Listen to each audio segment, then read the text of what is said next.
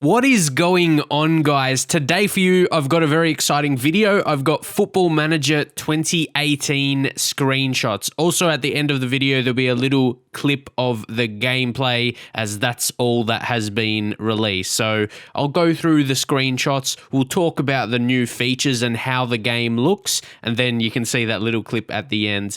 But they're going to be releasing more information. Make sure you subscribe to their YouTube channel and all their social medias. Go follow them as well. Sports Interactive, Miles Jacobson as well. I'll leave their links in the description. But today, I just wanted to talk about the screenshots that were released. We'll take a look at them and see what we think. So, dynamics. Apparently, dynamics is going to be very big. It's going to be a big feature in Football Manager 2018. But here you can see it's under hierarchy. So, basically, your squad, you can see the team leaders there, Troy Deeney and Gomez. So clearly two very important players. The team, that's what the team leaders are. Obviously, they're at the top of the hierarchy there. And also highly influential players. Tom Cleverley, there's only one. I wonder if you can actually choose these or just be by default how they've performed for the club and everything like that. And then influential players and then other players. How would it feel just to be known as other? That would be a bit disappointing as a player. But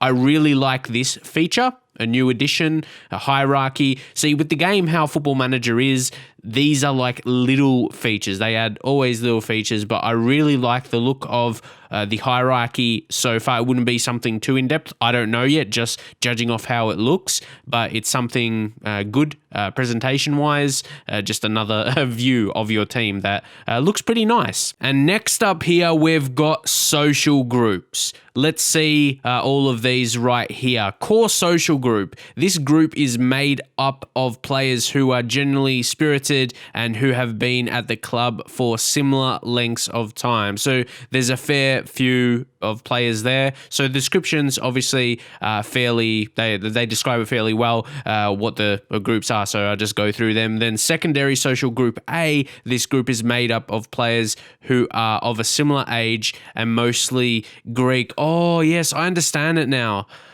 Yeah, players that they speak the same language, in a similar age. So in terms of who would have like the certain friendships, like this is the like social groups. Oh yes, I get this now. Before like reading into it too much, I didn't really understand what it was going to be like, but now I understand. This is really, really nice. It's like friendship groups essentially, but social groups to make it sound a bit better. And then others. These players don't currently fit into any particular social group. This may be because they're a new signing or simply that they aren't getting with the rest of the squad. I would say, I would imagine that should be getting on with the rest of the squad. But no, this is good. This feature had some thought into it, some thought process. I really, really like this feature.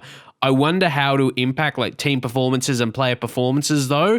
But yeah, as a little realistic thing, and definitely because that's part of football clubs, any kind of clubs, and just life in general. There's social groups. I remember that going through school as well, 100%. That is really, really nice. Massive thumbs up for that one. And now onto the main tactics screen. So it does look a bit different, but not too much from FM17. The right side looks a bit bigger. You can see recent matches, analysis. You can see the pros, the positives, and the negatives. You can see lost possession and the regained possession. So yeah, have to look into that a bit more. You have to know a bit more details, but I like how that looks and the different, I still need to understand what the different things mean on the pitch. Like there's the different colors. So it's like green and lighter shades of green and everything like that. And even there's like a line going up in between from the right back to the right midfielder and the two centre backs as well. So we're going to learn what those things mean as we get more news about the game. But yeah, they're going to be, I think there's going to be some tactical changes, useful tactical changes that can help you out in your game and play more the way you want to play. So yeah, there's not too much to kind of analyze right now and know for sure. but I like the look of it. And next up here is the medical center. So you can see the head of sports science says we have seen an 8% decrease in injuries so far this season compared to what we would expect on average. This positive statistic is reinforced by our position of 10th in the injury table. And then you can see the information of the risk assessment, how likely players are to get injured. You see overall risk. You can see it there. So anything else, and at the bottom you can see who's injured and then recently returned from injury. So that looks set out pretty nicely there in terms of where you can see who's injured and who's coming back from the injuries, and then potential of future injuries, and then some feedback from the head of sports science. So I really like how that is, and you can see there's more. That's just the overview. There's risk assessment, current injuries, injury history, and season summary. So you can see it all there through the medical center. So that is pretty nice. And then also onto the injury history section of the medical center. You can see it's sorted out really, really well here. That's always good about Football Manager. They sort out the information you need, make it easy to read. You see the injuries in the top left there, comparison. You have to click on 2 players, obviously, to compare. And then most days missed in the last 12 months. I find that very interesting. And then obviously the rest, it shows you the injuries, how long they're out, and their treatments. It's sorted really, really well. Nice and tidy, as I said. And now onto scouting, which is a big part of Football Manager, that is for sure. I'm liking the look of the scouting center here and the scouting report of David Cisse. Here you can see his value. There's the knowledge level, 49%.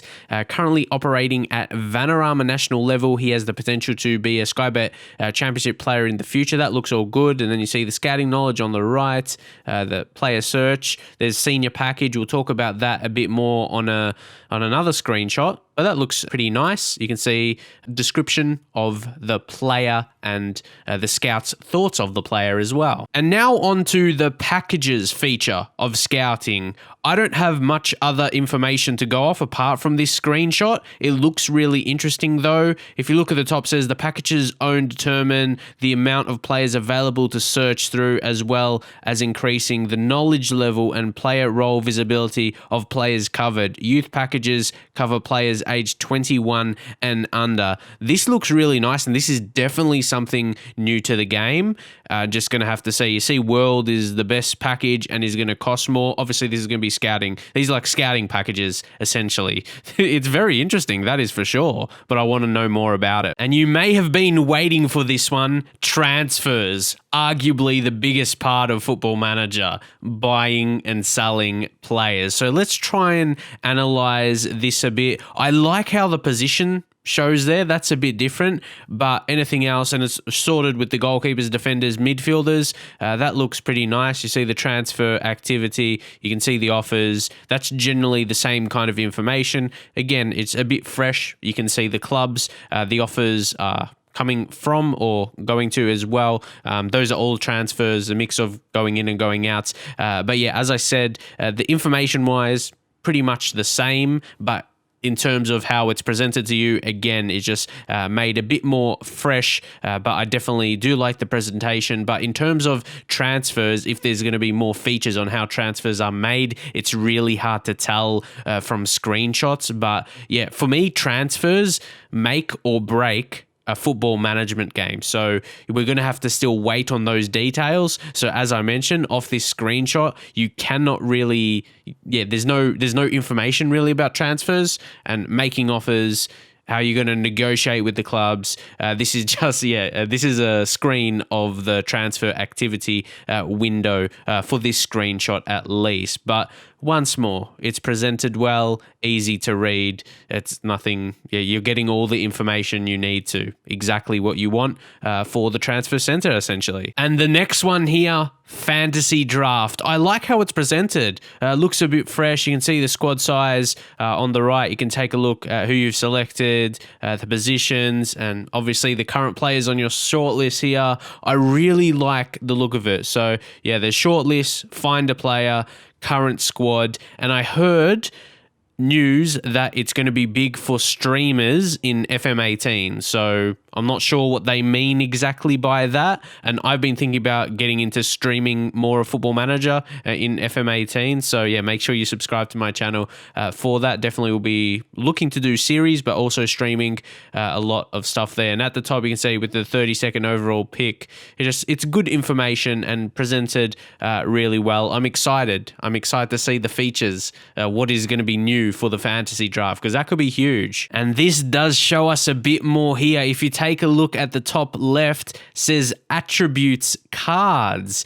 That really intrigues me. It's going to be another thing where we're going to need a bit more information about. You can get an idea.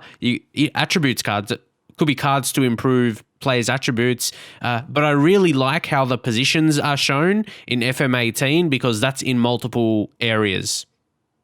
Not just for the fantasy draft, but a few screens you've seen already. I really like the presentation of the circles in the positions. You can see where they are. It's presented really well, as I mentioned already. That's going to be one of the main things. I'm not going to say of FM18, but it's normal. It's normal for me how the game is presented. You can see all the information you need. But the fantasy draft, this really interests me. I'm really excited what we're going to be able to do with it. YouTubers as well, streamers, and hopefully entertaining you guys watching videos as well. So let me know if you'd like me to do more of those. I didn't really do too many in the past because it's hard, because most connections are not very good for me playing people from the UK, because I'm from Australia, if you can't tell by my voice, but by my accent. So yeah, unless there's other people from Australia out there that want to play me in the fantasy drafts in FM18, please hit me up, because I definitely want to do a series on YouTube, but I need some people from Australia. But yeah, we'll keep it focused for the video for now. What do you think? What do you think about the fantasy draft from this information? Not really information, it's just screenshot. We're kind of guessing what the information will actually be. Though that is all the screenshots for now. I hope you enjoyed this video. If you did, don't forget to drop a like on the video. Subscribe if you're new for Football Manager 2018 content. And as I said, I'll leave you with the little gameplay match engine clip. And I'll see you guys next time.